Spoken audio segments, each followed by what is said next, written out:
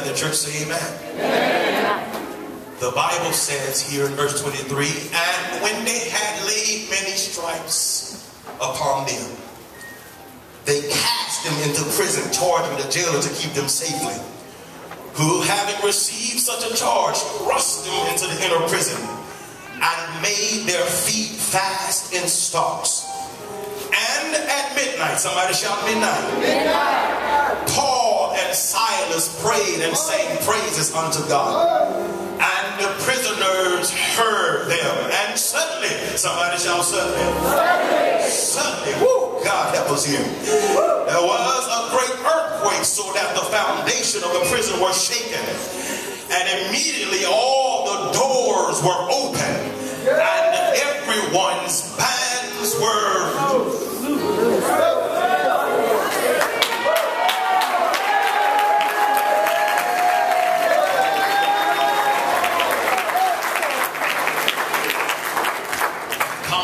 Tonight on the bags, we're going to talk about spew wall today. My message, with the help of the Lord, my contribution will simply come to us tonight from this bold declaration. Why don't you look your neighbor in the eye and tell them, I've got a right now praise. Tell somebody else. Turn to 2 or 3 people and tell them, I've got a right now praise. Some of you ain't realize it yet, but you got a right now praise. You got a praise on the inside. That needs to come out tonight. You got a right now praise. Oh,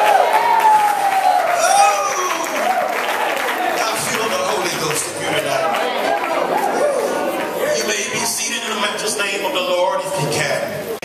Of what praise actually is. It is found in Webster's Expanded Dictionary, where it defines praise as approbation or just an expressed admiration.